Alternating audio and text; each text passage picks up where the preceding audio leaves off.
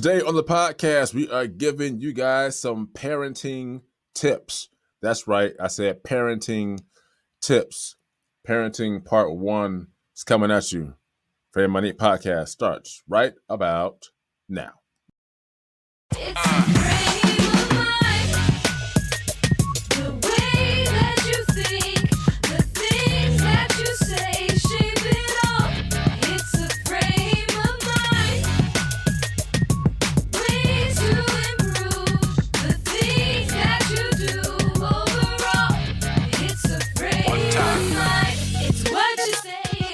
Ladies and gentlemen, welcome to the Family Money Podcast. This is your boy, Singawi Nibali Jr., a.k.a. CK. Along with my man, Omar Williams, we call him O, and Denise Obi, we call her D-Nice. Y'all say what's up to the peeps. Hello. What's going on, good people? How y'all doing? It is another lovely Wednesday morning, 7 a.m. We get the day started right, and y'all know how we do. We jump right in and get things started right away. But before we do, what time is it? It's Affirmation Wednesday time. So if you got your affirmations and you're ready to get them in, you got them written down, memorized, however you got, let's do this and get it, or get them, should I say, in and out of the way. Are you ready? Today will be a good day. Today will be a great day. Today will be an awesome day. Today will be an amazing day.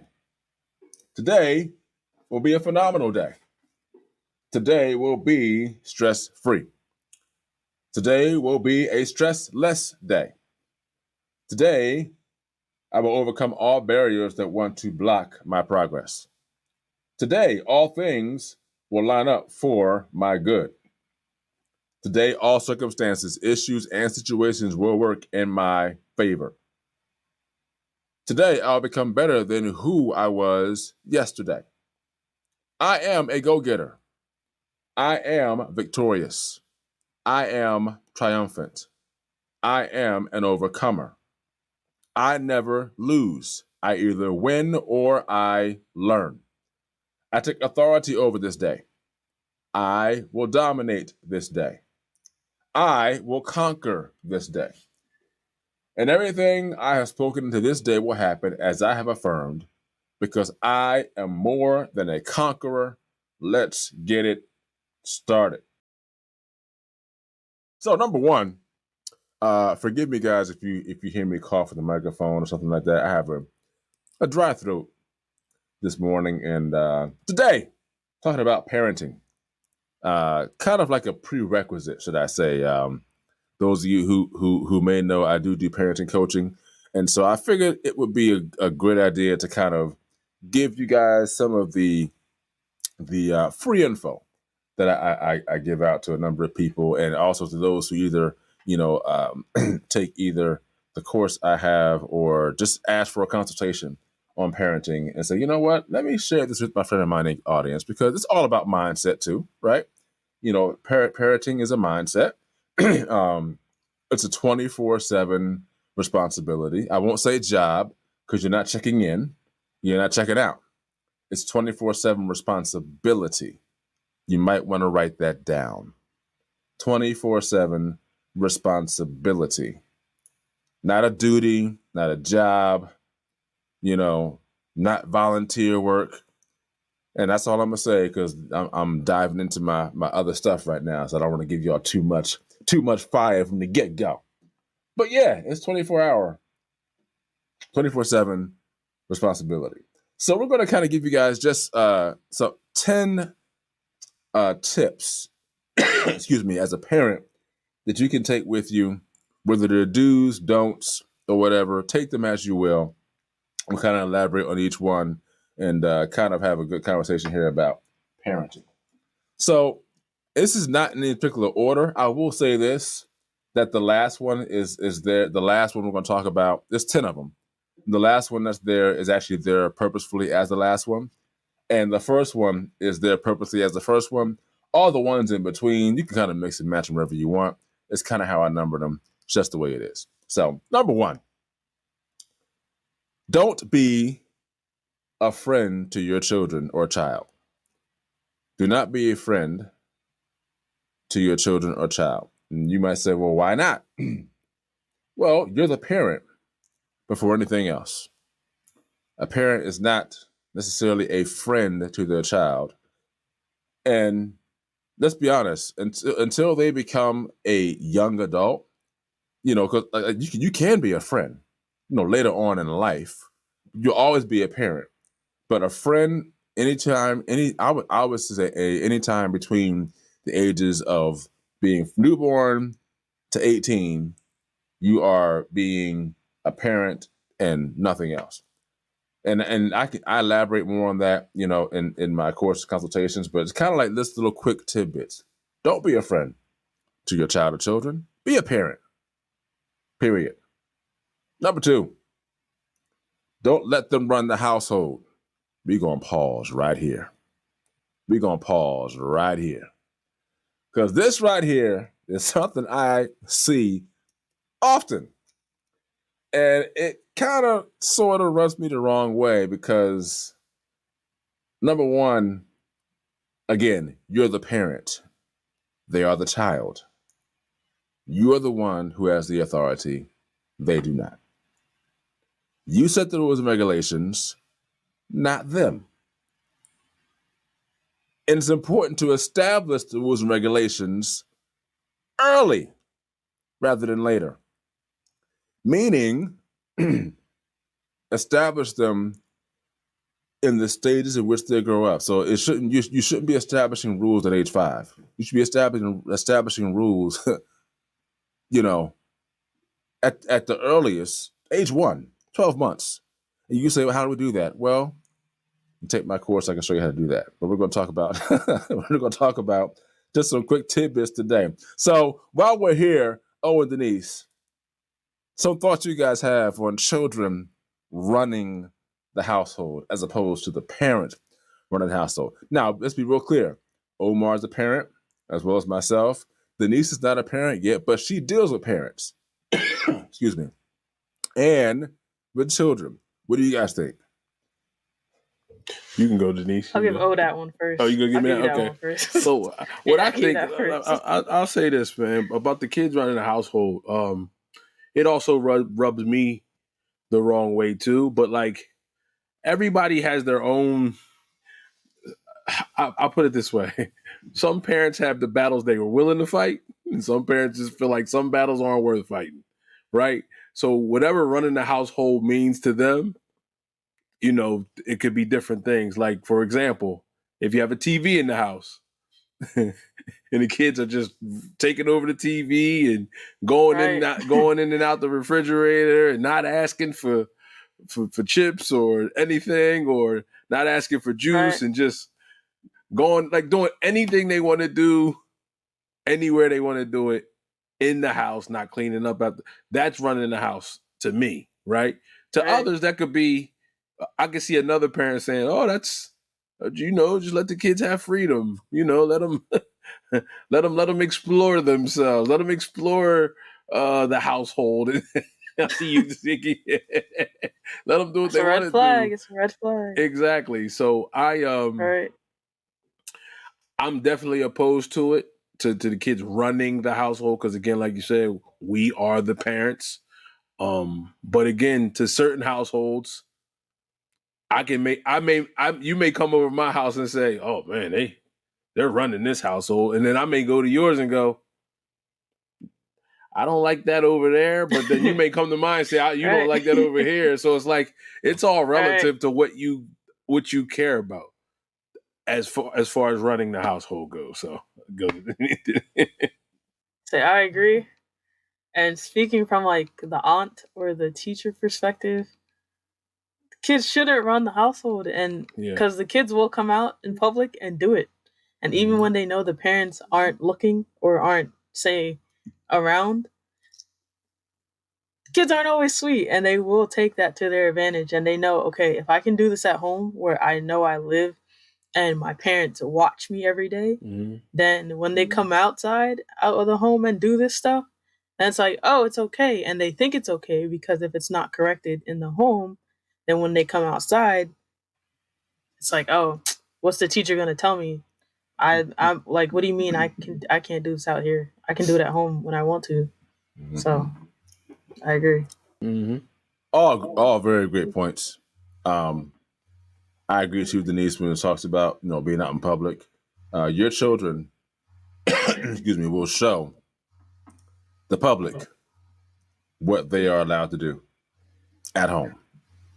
Just plain and simple. They will show that wherever it is, school, grocery store, ball game, park, wherever you go, someone else's house, it will show up. So don't let them run the household. Establish some things, some ground rules, some things to help, not to control your children, but to keep them under control. Let's just say that. Okay. More on that in the course. Just saying. Number 3, it's okay to tell your children no. I see Denise shaking her head. It's okay to tell them no.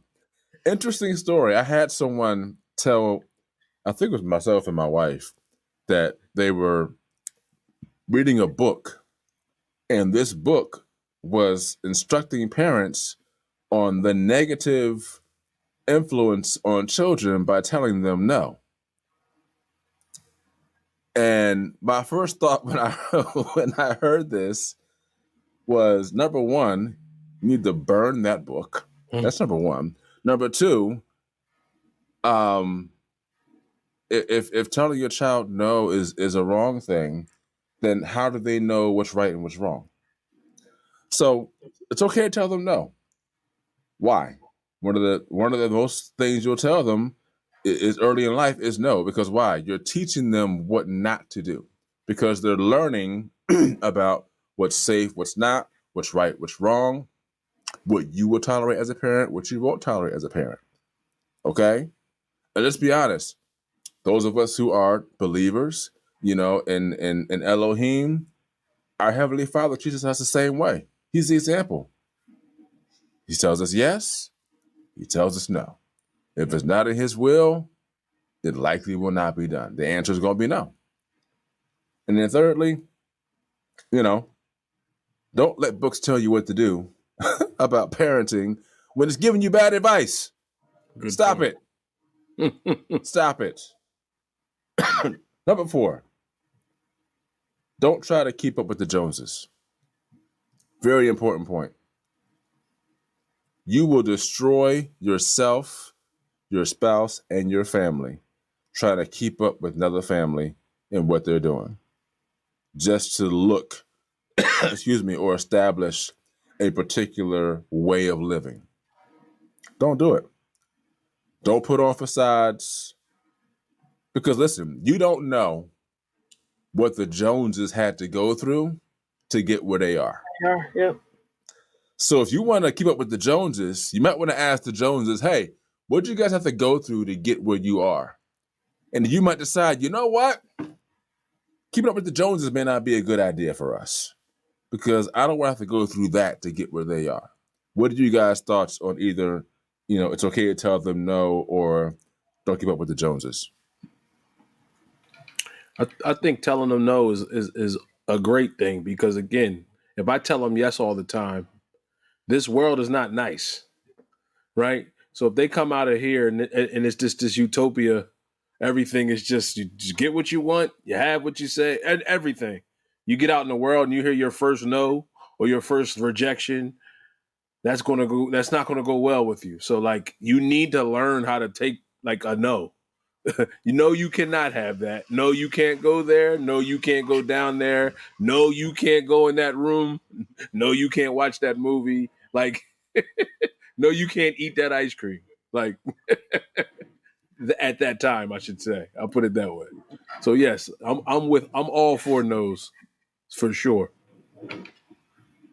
Denise? I'm definitely for no's. I think it's life. Like, you're gonna get no's more than once. You're gonna probably get more no's than yeses, and you get up and you keep going. And that's how it is with children. They get a no, they get up, they try again, or they get up and now they learn, okay, mommy and daddy said no. Now I either have to go do something else or work to getting to that towards that yes. But I think you have to tell a kid no, because the more you times you say yes, then that they're gonna just take advantage of you. Like no matter if they're a good kid or not, like you just keep telling them yes, then it's gonna be I want more, more, more. Like kids say, more, I want more, I want more, I want more. And it's gonna drain you out. And I've seen parents drained out, and I'm like, I don't want to do that. I don't want to, Right. put up with that. So And let's be that's what it honest too, is. like saying yes all the time or more times than what you should will eventually lead to you spoiling your child. And that's something you really don't want to get into because again, like O said, if when you get your first no, like for example, I was watching a show one time and there was this billionaire who owned this chain of hotels out west. And his motto for his hotels were, we always tell the customer yes. We always tell the customer yes. And so there was a particular customer service rep or a front desk rep that told the customer, no, they didn't have any more rooms left. And that was the truth. They were all booked. There were no rooms left whatsoever. The CEO of the company found out. They told this customer no. He's like, why'd you tell them no? He's like, sir, we don't have any more rooms left. He's like, we always tell the customer yes. And I'm like, what? I'm not understanding where this is coming from. And when we got to the the climax of where all this came from him, his parents never told him no. And so his mindset was, when I have this business, answer's always going to be yes, because it'll keep everybody happy. One last example. If we ever seen the movie Bruce Almighty with Jim Carrey, first one with Jim Carrey, and he ends up switching places with, quote, God, who is played by Morgan Freeman. And everyone's, they're praying their prayers, and on the computer screen, he's got to answer yes or no. And he's going through it, and he sees he's got like 1 million more pages left to answer. He's like, this is too much. No. He answers yes. Answers yes to everyone, and the world goes into chaos. Wow. Let that be your example of why you cannot tell your children yes all the time or more times than not. There should be a even way of it. Now, listen, you might say yes 51% of the time and no 49%. I'm just saying. It could be 60-40. Just saying, I don't know if it should be like, 80-20 or 90-10. Definitely not 100. And again, everyone is going to parent their way. But let's understand, between those ages of newborn to 18, you've got to establish foundation with your children for the rest of their lives. Get it? Got it? Good. Last one before break. Number 5, be an example of what you want them to model. Be an example of what you want your children to model. What does that mean? That means don't crush out the teacher and the principal. Oh. Especially while your child or other children are around. And I'm saying don't do it at all. But if you want to be an example which want them to model, don't show them that. Don't tell the police officer off when he pulls you over. What's going to happen? When they get their license and they're going to start driving, they're going to do the same thing. And it might not end well. Don't treat other people poorly. What are they going to do? You are modeling what you want your children to do. And that list goes on and on and on. So please be the example that you want them to exuberate. Because listen, they are an extension of you. They say what? The apple doesn't fall far from the tree? Mm-hmm. Whatever apple or fruit you plan on producing, that's what you got to show. That's all I'm saying. Any thoughts on that? Come on, Denise. Come Yeah, on. come on, I know you you got got something you want to say. Listen, she deals with small children all the time. So like this is like right up her alley with what she sees. Go ahead, talk to the people. Just telling you, the discipline when you start at a young age, telling you right now, it pays off. It pays off. Yes, you're gonna have your hard days with these kids, but it pays off. That's what I can say for right now, and I'm gonna let O go and then come back to me. All right, yeah. So that is good stuff. So yeah, like the apple. She's keeping it sensitive, She's guys. keeping it very sensitive. Yeah. But Yes. the apple does not fall far from the tree. So like a lot of times when you're yelling at your child, but you're yelling really at yourself. Like the behavior that they're like exemplifying or like showing, or they're fighting the teacher at school because you fought the teacher at school, or not even the teacher at school. They saw you fight the man that was bagging your lettuce. He bagged it wrong, so you flipped out. Right? The teacher didn't treat the kid right, or the teacher did something that the kid didn't like, so now the kid trips out. Now you go yelling at your son or your daughter, and they saw you do the same thing the other day. So yes, be mindful. They're going to mimic, imitate all those things, everything we do. So yes, you can't go cussing your teacher out, or you can't go honking the horn at the guy who might have cut you off, or flipping the bird. Not, just for lack of a better way to put it. You use foul language at home. What'd you say? Kids flipping the Flipping the bird, right? So if you get a call from the disciplinary person at your school saying your son is out here flipping the bird, well, guess what? He flipped it because you flipped it. I cannot stress enough how many parents. My wife's a kindergarten teacher, okay, and so it's kind of, and they're like, I don't know where he got that from, and it's kind of like, he told me he saw you do it. Kids will tell the truth. Wait, no. Or they'll say, where'd he get it from? Oh, he can get it from his grandmother. And it's like, that's not what he told me. So the truth will come out eventually. So listen, be an example of what you want them to model. Mm-hmm. Take a little break here. We'll come back. We'll give you guys 5 more tips, parenting tips here on the Family Money Podcast. Don't go anywhere. We got 5 more good ones for you. Stick around. We'll be right back. Family Money Podcast. Are you looking for an apparel company that's positive, uplifting, and truly cares about you? Then look no further. Frame of Mind, Inc., an apparel brand company, impresses on individuals to think positive thoughts, say positive things, and do positive deeds. Get positive apparel, such as t-shirts, hoodies, and wristbands for children, teens, and adults in various colors and sizes.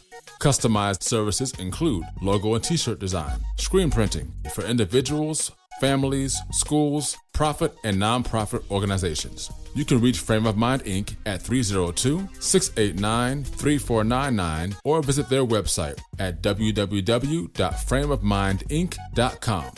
Frame of Mind, Inc. Think it, speak it, achieve it.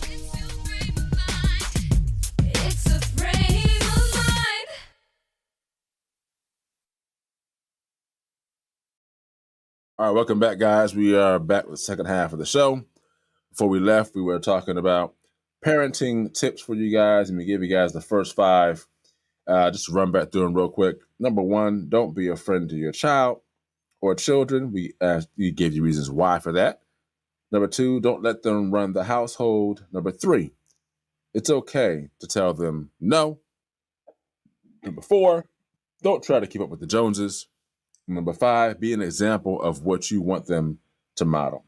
So we have the last 5 here, and these here are more of they're not necessarily don'ts. They're more just kind of like, hey, these are some things that you might actually want to do to be a better example as a parent to your child, and for yourself as far as a parent and living life and surrounding yourself with like-minded people. So number 6, let your children see what a marriage should look like. Let your children see what a marriage should look like. So like if you're single or divorced, I personally would highly suggest not bringing people in and out of your house or your life, such as, so if you're a female and if you want to be out there and you want to date, that's fine. Do your dating thing. You're single, you're divorced, you want to get back out there, okay. But I would highly suggest not bringing other males around the house unless you know for sure this thing is really is going to be like, hey, I think this is the person that I really want to spend the rest of my life with. And we say that because you start sending mixed signals to your children as, oh, this is what I'm supposed to do when it gets to be my turn. Or they start getting attached to that person, but then things don't work out. Now they're not around anymore. Now, well, where did Paul go? Just saying. At the same time, let them see as parents, as married parents, let them, see how affection is shown to the spouse properly. I'm not saying that you got to, go overboard with it, but, let them see that you do show affection towards each other. You're not just, mother and father and you just, just giving out rules and regulations, and you just like that. Let them show this is what, married couples do in a proper way in front of the children. And the last thing is, don't argue in front of them. And some of us may call it fighting, but I'll say this: a disagreement, an argument, and a fight, they all are similar, but they're really 3 different things. Because you could have an argument and not necessarily have a disagreement, or vice versa. But when you're fighting, that's just a whole nother level. Like that's layers of things attached to it. So anything you guys have on that? Let them see what a marriage is supposed to look like. On any of those thoughts? I'll say I agree. I think it's very important just to see marriages and healthy marriages, because even a healthy marriage has arguments, has disagreements, has everything. And it doesn't mean it's a toxic or bad marriage, but it has those ups and downs, and that's what it's about. And kids need to see that. And I do agree with not bringing your partner, your boyfriend or girlfriend around your children, because attachment, it's going to happen, and that hurts, and it's hard on the kids too. And I feel like some parents may forget that because they think, oh, they're kids, they're young, they don't think, oh, that's nothing to them, whatever. And then the kids are like, wait, now they're having attachment issues when they get older in, say, relationships or friendships, or even with mentors or whoever it may be in their life, because they're like, they saw as a kid, okay, that person always leaves. Somehow somebody always leaves.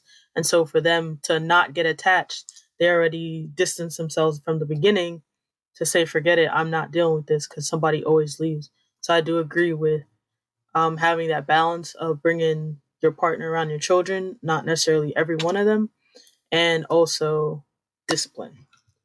That's what I say. Good. That's good. Mm-hmm. Oh, yeah, I'm a big legacy guy. Like I like to look at pictures where you see the grandfather with the wife and their kids with their wives and then their kid. Like I love that picture because that picture speaks 1,000 words. And like those kids are all seeing what good marriages look like in this one picture. It's like, this is what we can become. Like they can become the grandparents in this picture, which keeps the family going and keeps things going big. You know what I mean? So I'm a big, like, let's show what a good marriage, a godly marriage looks like to the children so that they can continue on the legacy, and we can all, I'll be the grandparent in mine, and then they'll become the grandparents in their picture, their legacy pictures. But I'm a big fan of those. Right. Big fan. Yeah. And let's be honest too. Like, not every good marriage, as we want to say, doesn't have its ups and downs. Right. because there's you have, you know, those marriages that have longevity, but there's something that comes along with that. This is why you said earlier, don't try to keep up with the Joneses. You don't know what the Joneses went through to get where they at, you know. And you can ask grandma and grandpa, hey, how'd you guys make 50 years, 60 years, or however long they've been married? You know what I mean? So, and that kind of takes me to the next point. Number 7, find or be around examples of longevity for marriages and parenting. That falls right in line with it. Other parents, you know, who have had longevity. You know, it could possibly be a pastor. It could possibly be, again, aunts, uncles, grandparents, excuse me, other friends or acquaintances, people who have longevity as parents and longevity as parents, who have been there, done that, and you see the fruit of their labor. Find or be around examples of those things. Number 8, hang out with other like-minded parents. This is highly important because let's talk about the quote unquote law of attraction. All right. You will likely become like the 5 people you hang around the most. That's what they say, right? Right. 5 people you hang around the most, that's who you become like. So if you're hanging out with other like-minded parents, that will not just strengthen you, but also strengthens them and it strengthens your children. Because you're around people who see things the way you see it, who who do things similar to how you do. Now, that's not saying that you can't, you know, have other friendships or acquaintances of parents who don't do that. What I'm saying, because you don't want to keep yourself in this bubble, but all of us want to keep our circles tight and neat because of the fact that your circle makes up who you are. And so you want to, quote, find your tribe when it comes to hanging out with other like-minded parents. You know, purposeful meetings, you know, having purposeful play dates and purposeful get-togethers and stuff like that. You know, help each other out in your areas of parenting or even marriage, possibly. Okay. Number 9, establish a great rapport and relationship with your children. Excuse me. What does that mean? This allows you as a parent for your child or children to want to come to you when they want to talk. And they want to come to you first, not somebody else. And what happens is when that happens to a large degree, it allows them to actually brag on you. Because let's be honest, not every child has a parent they can go to, they can talk to when things are going wrong.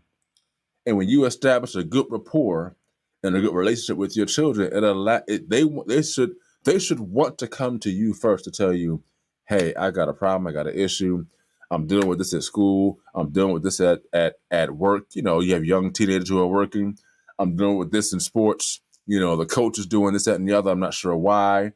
You want them to come to you first. You want them to be able to say, hey, I need to talk to you, father, talk to you, mother, whatever it is. And it also lets others know how their parents are there for them. You know, I can go to my father, talk to him about anything. He's there for me. I can go to my mother, talk to her about anything. He's there for me. You know?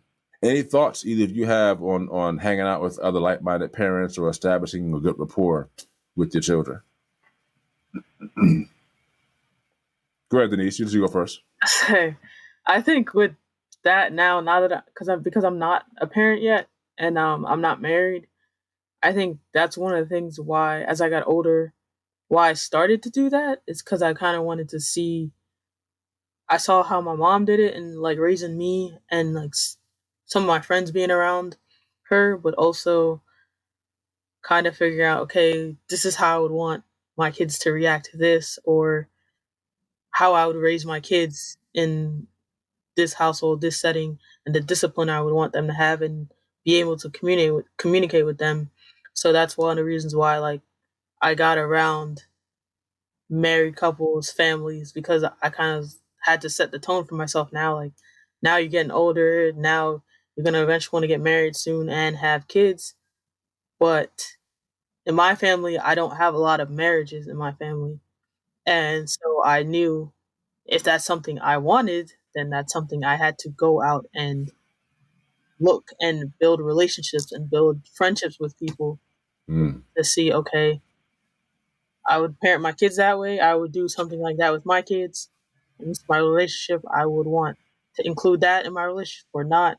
Or now I know how to deal with conflict. And there's just so many different things that get involved. But that's why it's also always good to have those examples, and not just in your family, but friendships and people around you to do that. Single men and women, Denise is dropping knowledge on you guys. You better be writing this stuff down. I'm just saying. I'm just saying. Go ahead, O. Yeah, man. I think the rapport, man, is big with me. I think building a good rapport with your children and children, because we're still children too, right? And we building a rapport with our parents is a good thing. And I think that's all trust. I think your child has to know that what you say, you mean it. And what you say you're going to do, you're going to do it. Like, don't blow them off. Don't just say, yeah, yep, we'll do that. And then you go do something else, or I'll show up to the game and you don't go to the game. And what happens over time is you build up a mistrust, and then the rapport is gone. And now it's like, well, daddy just talks. Daddy just, he doesn't mean it. He's just talking just to get me out of his way, or mommy's just talking just to get me out of her way. And that good rapport, though, that lasts a long time. When a child, and that makes it more comfortable for them to come to you, I guess, when things do get a little bit more serious. I can trust my father or my mother with my feelings or my emotions that I don't know how to express. But we've built up such a trust factor that now, you know what, there's nothing you can't come to me with, that's going to make you feel a way where you feel like you got to go to your peer to tell you something that their little 12 years of life, you know what I mean? Right. So, right. Yeah, peer-to-peer advice. Peer-to-peer advice. Yeah, you get that 12-year-old advice telling you about a lifetime of information. Come on, man. Exactly. And they remember that too. Yeah. Mm-hmm. Yeah. They just remember it, even when they're 40s. Even now, like, there's still things my mom has told me that I was from like 6-7 years old, and I remember because she just made that space for me to say, Denise, come talk to me. So that's good. I agree. Mm-hmm. And I just want to piggyback off what O said about, oh man, daddy's just talking, mom's just talking. Like, for me, when I was in high school, my father, I played basketball on the basketball team. My father, in my 4 years of high school, freshman to senior, my father might have came to 5 of my basketball games between those 4 years. But here's the thing, is that my mother always let me understand why my father wasn't there. Yeah. Because he was working to continue to provide for his family. And when he was able to come, he would sit where I could see him. Because we played in a gym where it sat 3,000 people. So I'm not going to see him if he's sitting all the way up. He would sit like in the third row. So I would see, I knew he was there. But I never got upset with that because I knew what he was doing was providing for his family. Because listen, I tell people all the time, like, we grew up, kind of poor, and then along the way things got better, but you just hit bumps in the road where it's like, all right, we got to grind this out. We hit a bump in the road. And so it was always a good rapport with me and my father because I understood what he was doing and why he was doing it. And when he had a chance to be there, he would come. Now, when I got to college, I went to college to about an hour away from home. And whenever he got a chance to, he would drive to my home games. And he actually came to more of my college games than he did my high school games because he actually had more time to do so. Now, the finances to a degree have changed because now it's like, well, we're not necessarily dependents anymore. We kind of have our own, I'm in college, I've got a little bit of more money because, I've got some grants and some merits and I might be getting, a little per diem. So I may not need as much now. You know what I mean? So right. And that meant a lot to me because now it's like he's making the effort to kind of quote unquote make up, but just say, hey, you know what? You got a game. I'm not working. I'm there. Or if I am working, when I get off work, I'm driving and I'm coming there. And that meant a lot to me. So that's something that I always remember. So I do the same thing for my children. They got a game. They got cheerlead. They got dance recital. Like, look, like I'm there. Like, as long as I don't have some emergency that's beyond my control, I am there. I am there. So, last one, number 10. And again, like I said, number 1, number 10 were placed strategically. Everything in between, we just kind of put where we like to put it at. But number 10, don't be afraid to ask for help. As a parent, don't be afraid to ask for help. You don't know it all. I don't know it all. But what I do know, I will pass on to someone else that I believe to be, excuse me, something that can help you. The more help, the better you become. If you don't ask, you won't find out what the answer is. It's just that simple. And as adults, we kind of tend to forget the childlike, mannerisms that we had or characteristics that we had as children. We would ask for help. And we get adults, we feel like, oh, I got to ask for help. I'm an adult. Why am I asking for anybody for help? Like, I know what I'm doing. No, you don't. You've never been 24 years old before. You've never been 30 before. You've never been 40 before. Like, you need to ask someone for help as a parent, So don't be afraid to ask for help. Help is there. Reach out, ask somebody, whoever. So those are our 10 parenting tips for you guys today. Take those in stride. If you guys, decide you want to reach out to us, you can. You can always reach us by phone, 302-689-3499, or email us at fofmpodcast@fairmindinc.com, or reach out to us on any of our social medias. We got F of M Podcast on Instagram and on Facebook, or any of us on our social media handles. Myself and Denise are on Instagram and Facebook. Denise is probably on a million other social media platforms I don't know about. Who knows? Omar's on Instagram. You can't find him there. You're not going to find him. So I'm just saying. That's too bad. That's the only one he's on. That's it. Any last thoughts, guys, before we go? Nothing. No, Denise says no. Okay. Omar says no. Okay. I'll just say this to the parents. There's no book on your kids, right? So like we get advice, but a lot of times we got to learn each individual child. You know what I mean? My child is not like TK's child. You know what I'm saying? So he couldn't tell me, this is what Omar wants, or this is what Loren wants, and I can't say this is what Simbawi wants, or this is what Simbawi, like, you know what I'm saying, or Kadesh likes, So I just say this for parents: it's not an automatic because you're their parent that they're gonna just automatically honor and respect you, right? A lot of that stuff is earned. That's why you got to keep your word, build a rapport, keep the level of communication there. And again, I don't mean be their friend. You're going to eventually be that, but it just means be honorable, be respectful to your children. Don't be like a bad boss, bossy, Right. bossy. You know what I mean? Mm-hmm. But like a lot of that stuff is earned. Keep your word, keep the trust, and say what you mean and mean what you say. And I think we started there. Amen to that, brother. Amen to that.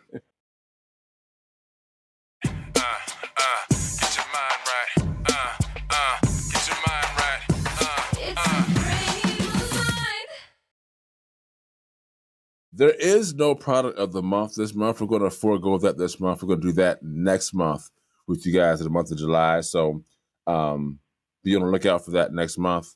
What was I going to say? Oh, the next podcast will be Parenting Tips Part 2. and we'll give you guys some more, a little more detailed tips for you guys. I'm not going to tell you guys exactly what we're going to talk about. Just show up and know it's going to be of value to you out there, whether you're a single parent, divorced and single, mixed families, married, all that stuff. And we're just going to continue to bring you guys value throughout this month, as we seek to do every month with you guys. So for all of us here at the Family Mind Inc. podcast, to think it, speak it, and achieve it. And until next time, myself, O, and Denise, we holla.